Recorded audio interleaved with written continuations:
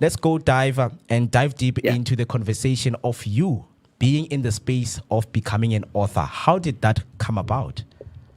Well, look, I think I've really always liked the writing since I was young. And so, I'll always just put my reflections down. And before you know it, I've got a compendium of notes. And when the time was right, I think it was in 2016, I thought, well, look, I think it's time that I begin to translate all of these notes into a book. Actually, there is something, a turning point that I found myself in. That was in 2015 or so, which really makes me to think that, sometimes there are things, in fact, everything we go through it for a purpose. So there's an incident that really helped, sort of affected my health to the extent that, I really, got so despondent. And I used that incident to launch my very first book, which was Yesterday I Cried. And ever since, I've never looked back.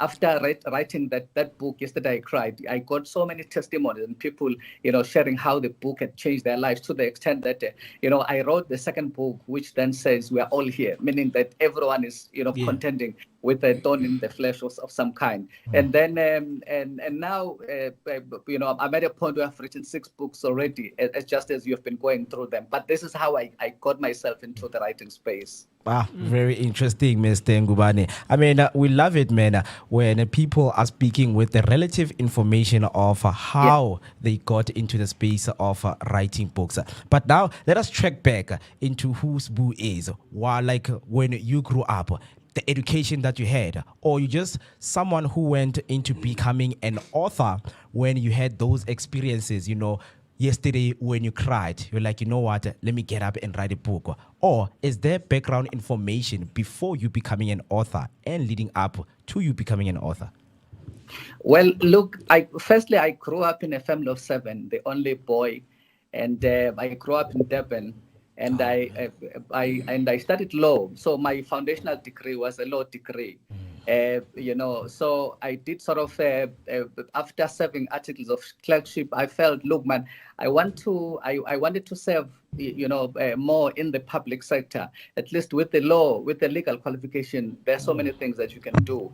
So it's then that I then joined government. So I've really been serving there ever since.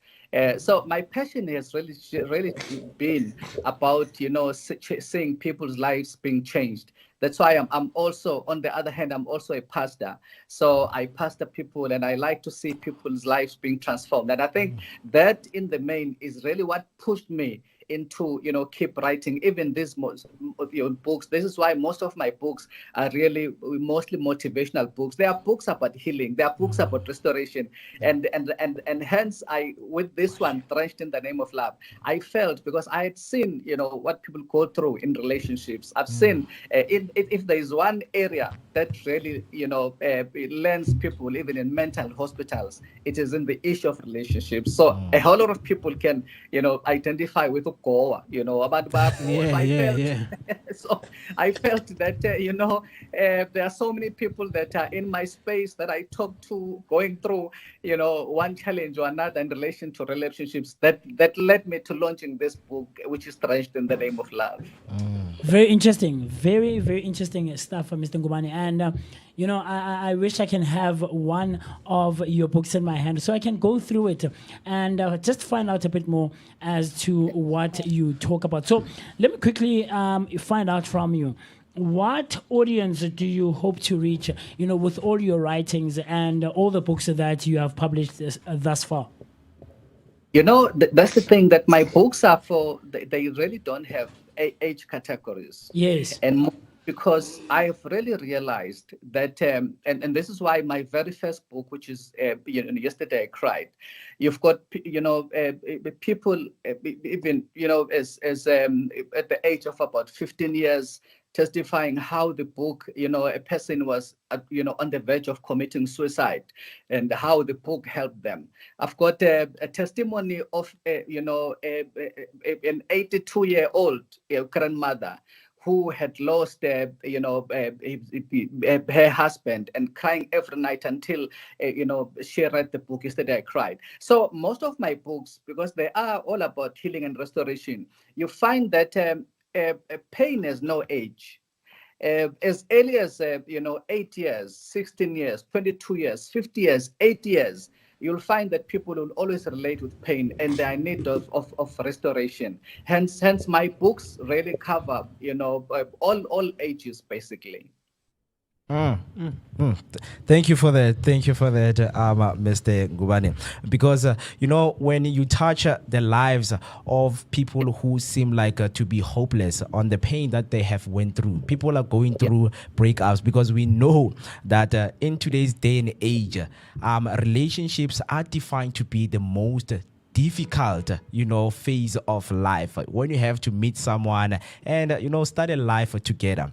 But now can you please tell us about the most common situations that you have came across and found yourself writing about them in your books?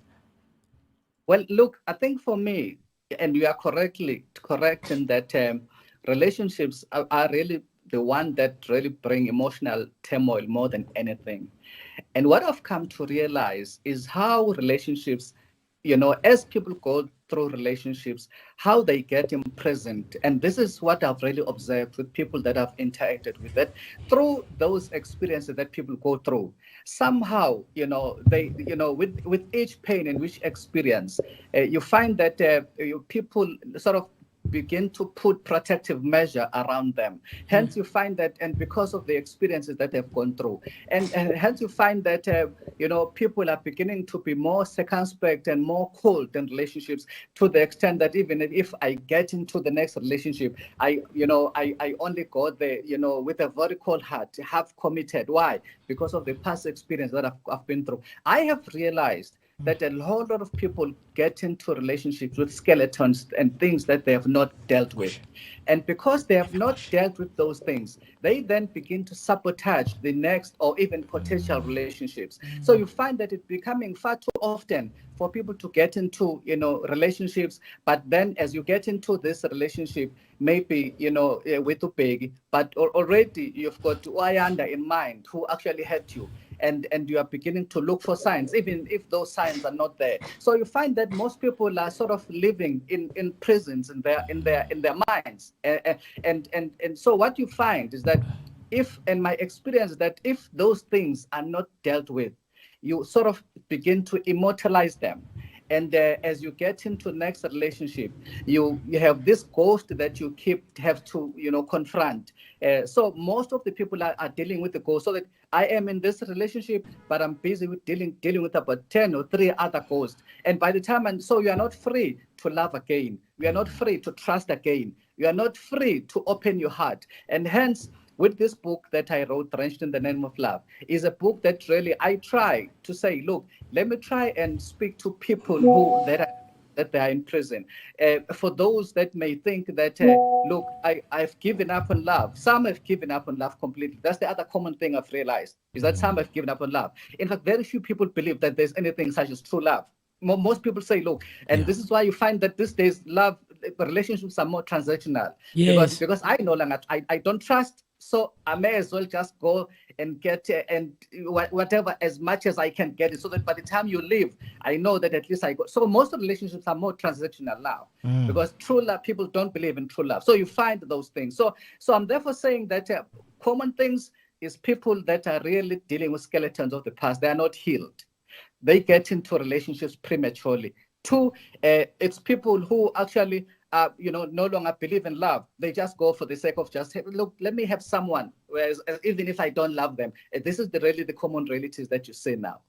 Yeah. So, in today's age, people struggle to find the distinction between self-help and getting help from someone else.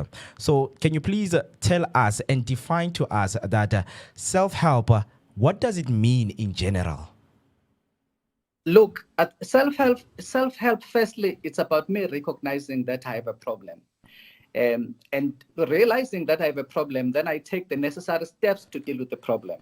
It could be, for instance, people like us who have written self-help books. It could be about me immersing myself in material that I know is going to liberate me, is going to heal me, is going to give me other perspectives. But it is also about me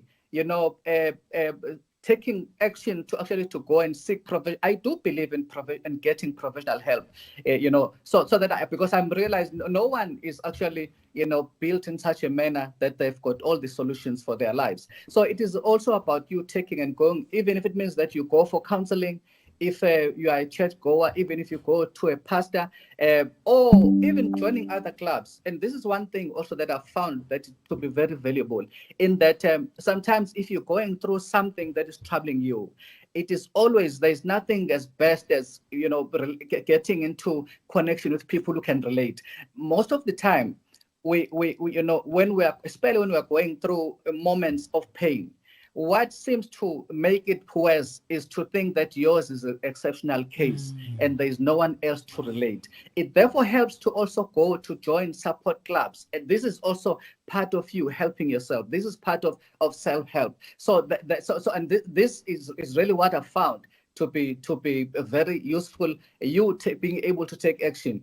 Because if you don't, unfortunately, the opposite of that is that you find that there are people, instead of getting self-help, you then begin to lean more on other people, especially for validation. For validation. You find that it is becoming too often. And those are some of the things I share in my book yesterday. I mean, Drenched in the Name of Love.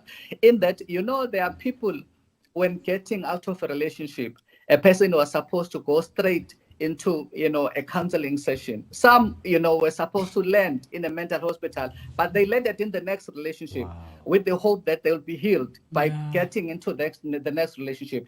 And hence you find most of complications are really because a person got there prematurely, trying to get help from another person, another source of validation, instead of them taking action to say, look, I think I have a problem. Let me see how I can actually get help in dealing with this problem. Very interesting. I feel like you are identifying a form of being catalyst in the engagements that we have with the people, and when we go on about our relationships that we have formed, whether it is love or friendship or family, we fail as individuals more to identify that you yourself are the catalyst in that relationship, and you've led it to get to where it is. And of course, as Mr. Ngubane says, then you go on wanting to find healing in the next one, and in the next one, and in the next one. So, Mr. Ngubane, talk to me. Storytelling is such a powerful tool. Would you then say that it is a tool that you, as someone who also serves in provincial government, would you say it is a tool that you have found that you've made use of in both roles, as being an author and someone who serves in provincial government? Sorry, come again. I think I missed that. I was saying that storytelling is a very powerful tool, right? And as someone who plays a dual role of author and executive member of the provincial government, do you then, or would you say then, it has influenced your role in using it as a tool for both, an author and someone who is in government? I think very, very much so. In fact, if anything, also serving in government, and I've served in various capacities, it has really, just helped even widen the pool of people that I relate with. And hence I find that even the two roles, intertwining quite nicely, with those people that, often you find that, are exposed to communities that you need to help, people who are actually have pressures of different form, or audiences that you have got to address. And I think I've used in my approach mostly, also the premise of, motivation, and even some of the nuggets, from the books, but also, having that kind of exposure also gives me widen even my own perspective. So having served, various audiences, interacting with different people has helped also shape even my thoughts, have shaped, my perspectives, in terms of how I view lives, in terms of how, I believe that, people ought to live, how they ought to, relate to particular matters. But also remember that also being a pastor as well, which is another role, has also helped a lot, in that, with the people that I relate with, who, as I say, most of the nuggets and most of the things that I actually write are things, that are informed by those experiences, both at a personal level and the various audiences that whether I relate with in my current role, serving the public, or, working, as I say, whilst I do my ministry as a pastor as well. Very, very, very interesting. It is a very unique perspective that you have, Mr. Ngubane. And, someone is out there and has your books or is now wanting to go out and go purchase and find the books for themselves. So now, because you just touched on the religious side of things, so it is not actually a dual role, but it is a role that is split into three, right? So are there any themes in, your books or messages in your books that reflect your political, your religious, and of course your social views? Is it something that is very personal for you, or do you try and have a third person view and outlook on it and have a bird's eye view and try to be objective and not spill out your own personal views on politics, religion, and society in general? Okay. Well, firstly, thank you for that question. I think, firstly, most of my books, are, based on some of the personal experiences, about my own life, and some, are foregrounded on my faith, as a Christian. And obviously, some are mostly around, the social fabrics and, as we live as society. But obviously, the important question that you have asked. So I try to ensure that, I bring all of these, perspectives together and not be subjective.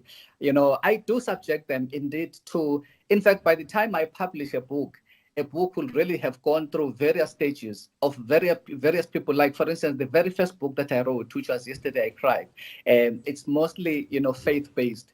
And my first attempt at writing that book, the first version, is very much different from the last version. And the difference being that, as I subjected it to various scrutiny, you had people who really think that no, but this perspective is not true. I think the same with the relationships as well. I had to find a very balanced perspective and understand from a woman's point of view, and to get a woman to actually to say, look, man, these are the articulations and these are the views that I have on relationship. What is your view as a woman? And the same with the opposite gender. So I think so I really do try as much as possible, bringing all of these perspectives together, given my role, but also subject my views to vigorous scrutiny as well. Yeah, Mr. Ngubane, you touched on, targeting various audience, right? So we know that when we look into psychographics and different demographics, young people and old people, they are having different challenges in their relationships. So in terms of you targeting, and as an author now having to write down to someone who is experiencing problems in their relationship, who are you targeting? Are you targeting everyone, all age, from 80 years downwards, or are you speaking to the young ones who are having, modern problems in relationships? If I write, I try by all means. I have an interest in talking to all the audiences. Let me take as an example the book I wrote, which is Drenched in the Name of Love. Now, in so that book, you'll find that it will be appealing for young people, mostly who are still trying to get into relationships. Hence, you find that the first chapters of that book, will talk mostly about those, and it will also talk to those that have really been, long in relationships, trying it out, but it's not working out. You'll find that, they've got chapters directly speaking to them. Then you've got chapters, like, for instance, a chapter that says trying to draw happiness from within, which is a chapter that talks to everyone. Basically saying, talking about the importance of, drawing happiness, not from other sources, but from yourself. Because the message that you are conveying in that chapter is that it is you, before you even seek happiness from outside, it is you who need to cultivate it from within you, so that at least you set the boundaries even of how you want people to treat you. Then you've got the part that talks even about the married people now, and it talks about the wisdom nuggets for sustaining relationships, talking about things like trust, like, the importance of presence, the importance of novelty, and all of that. So you can see already that it's a book. So when I therefore convey messages, it's messages that are really talking to everyone, really. Hence I said earlier that there are things that know no age, that I think that are going to be edifying to all the age groups, basically. So profound, so Yeah. profound. And now I'm having, some of the words that you have written, right? I have a quote right here I want to share with the audience that is watching. So we're going to read through the quote, and please just take us through, what was going on in your mind and what did you notice? So the quote reads as follows. It says, "We tend to expect people, including our children, to be the other version of ourselves. We expect them to have the same mindset as us and think as quick as we do. As a result, we mistake difference for deficiency on their part and fail to recognize their unique strength." Wow, very profound words. Can you just please take us through what this quote means and, what happened for you to write these beautiful words? Often when I write quotes, I normally write quotes on a weekly basis.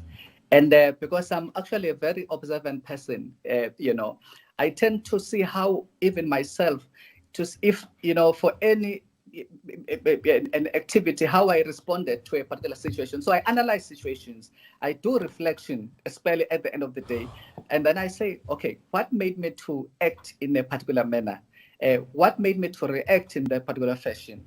Now, when I was writing this quote, there was a situation that actually triggered me to think, okay, what made me to think? Then I realized maybe it's impatience on my side. Maybe because I, am used to doing things this way. I therefore have an expectation that other people, because I look at life this way, necessarily other people should look at it that way. And because if they don't look at it my way, then I begin to, think that there's something, abnormal or very wrong with them. It's a very flawed kind of thinking, because truth is God, created us unique for a different purpose. And you find that we each have strengths and even weaknesses to serve a particular purpose. It does not necessarily mean that if a person can't do one, then it means that they are useless altogether. Their strengths may be lying somewhere else. And sometimes we judge people on very wrong standards simply because they can't do what we can do. There are so many things I'm able to do. There are so many things I can't do, and so my strengths therefore lie somewhere, whereas someone else may lie somewhere. So this is really what inspired this quote. In that we are all in our different ways. We're all unique. And our uniqueness does not make us disabled in any way. Instead, it just makes us to be able to, so that there's a nice rhythm. There's a reason why God made us to be different. There's a reason why we are the way that you are. And also, in that, I don't have to justify why I'm like this. I don't have to justify, why I act in a particular way. And no one owes it permission from me, to exist in this world. Of course, where there are weaknesses, it does not mean that we need to sit on our laurels and say, people, that is my weakness. Of course, we still need to make an effort. But the point is, regardless, no one must be put under pressure simply because, they are judged differently by any person. Because at the end of the day, no one is an angel. Yeah. So, Mr. Ngubane, I just want to know one thing from you as an author, your perspective on, as an author, what makes a good story, and how do you choose the title of your book, and what significance does it hold for you? I think for me, that is very significant, especially the title. One thing, my experience as an author has been that the books that are selling the most, is the books that will have the most intriguing title. So you find that there are books that I've written that are very rich, but with hindsight, I realized, I think I went for a wrong title, especially because even if I make an exhibition, let's say I'm going to a book exhibition or I'm at the mall where which I do quite often. So you find that people, the inclination will then for them to pick a particular subject because of what and then they say, how much is this book? I tell them, then they say, okay, I'm buying this one. They have not read it. They have not even read page one, which has made me to realize that, the title of the book is everything. But what I do is often I sort of it's very interesting. Sometimes I already have a title in mind and I say I want to write on a particular title because I know that it's topical or because I know that it's something that most people are grappling with. But it's not all the time. Sometimes I'll write a complete book without even having a title, but I do know the kind of perspective that I want to share. But so it's influenced. How I write the titles is really influenced by maybe even things I'm going through at a particular time. At that moment, and I say, you know what? Because I've chosen that as long as I live, I will not allow any experience to go to waste. So anything that I go through, as much as painful as it is, I've taken a decision that I've got to write about it. I've got to tell someone about it. I've got to say something about this, and that then leads to a particular perspective. And then I look for a very intriguing title for that book. Good to hear. Good to hear. Because on my side, when I study different authors, they will tell you that sometimes their books get delayed in terms of how they're feeling at that moment. You are writing a book about love, but tomorrow you wake up, you feel so bad and you can't write now in the script. So can I ask you about the processes of writing your book? Do you have to be in a certain mental state, or you as Mr. Ngubane just go on and write despite how you're feeling? With me, it's a bit different in that I write a book almost every day, but it's not because I tell myself now I'm writing a book. In my cell phone, every day I make it a point that there's something I must have reflected on. There's a reflection that I must actually translate into some notes. So I use most of my books are written just starting from a cell phone. People often ask me, but you are so busy. When do you get time to write all of these books with your responsibilities in government, but also an author, but also with your role in church? How do you get to do it? And I say to people, the problem is that we often wait for perfect conditions of saying, good day, I'll wait for this until I write. So with me, as I make, even if I'm going through that moment, there is that feeling, even no matter how painful it is. And by the way, this is how I get my healing if I've been going through a situation. In that that pain, that feeling, I write it down, what it means for me. And also I also confront my thoughts. So I don't just allow thoughts to go through and, I'm led to them. And before you know it, so I sort of, confront my thoughts. No, but why am I feeling like that? But why do I think like that? And as I do so, I then get answers. And whatever that I then write my reflections. And before you know it, that's a whole chapter. So for me, there aren't really moments that I say that on the contrary, in the moments where I'm more discouraged and despondent, and when I feel pain more intensely, this is where I write the most, my reflections. Beautiful. If you're still listening and watching from every platform, Facebook and YouTube, do make sure that you ask Mr. Sbu Ngubane, who is an author and a renowned author of 6 books, right? So what I need you to do is to use hashtag Vuga Breakfast Show on each and every social media platform to ask him. He is right here to ask any question that you want to ask. Yeah. Quite interesting perspective, Mr. Ngubane. And I'm sure it's a food for thought for our viewers. So before we close off, how do you handle or navigate criticism that comes your way with regards to any of the spaces you're involved in, whether political, religious, or any spaces of authorship? I think for me, being an author has helped me to be able to handle criticism better, even in any other sphere of life. And the reason for that is that I've really come to realize that not everybody necessarily will enjoy my books. So there are those who read that really, that give quite constructive criticism. And I think so I've come initially when I started my journey, I used to cringe, how love it's nice when people celebrate you. It's nice when people come and say, oh, your books are powerful. Oh, your books have transformed my life. That's actually quite exciting.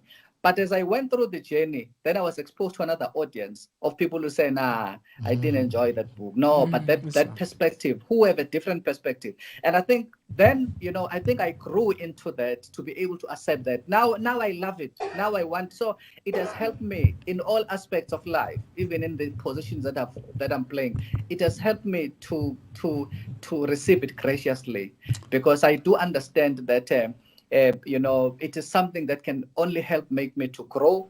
But also, I do understand that, we are different. So people are entitled to have different. It does not necessarily mean that.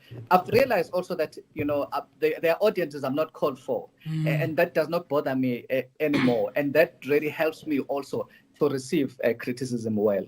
I love how you say it's helped you, be a better individual, and it's also assisted you in your writing and all of those things. So let me quickly ask you, because it's you mentioned that there is a sense of subjectivity that you practice and you execute in your writings, right? And I'm sure detachment is there, but as individuals, and I'm sure you'll also agree that not in just your authorship, right, but in all aspects of our day-to-day lives, there is a sense or an extent of subjectivity that we all practice. So with someone as someone who's also in governance, has any of your books sparked political discussions or influenced policy decisions, with also regards to what I just touched, that there is a form of subjectivity that you practice? So have your views and your books sparked political discussions or influenced policy decisions? Well, I will say not as yet. I'm looking forward to that. I'm looking forward to that. And maybe you're also challenging me, even in my writings, to even, think more broader in terms of being able to, to change even at a broader level, policy decisions of government. In fact, I am in the process of tackling some subjects that I think are subjects that are more broader than what I've been working on currently. I am currently working on a book. I'm hoping to release it before the end of the year. But really, that really talks to to men in particular, especially because I have this softness, for men and their struggles, and to see them better versions of themselves. So it's a book I'm currently working on. I'm hoping that some of the nuggets that are in perspective shared in that book may then begin to do exactly what you're saying, stimulate discussion at a broader level, and begin to influence even, some of the policy changes around it. So it's work that is currently underway. I'm hoping that, I will get there. Can't wait. At the moment, it's really more, edifying for individuals, more than just something that is at the level of that policy, influencing policy at a broader level. Yeah, can't wait for the book.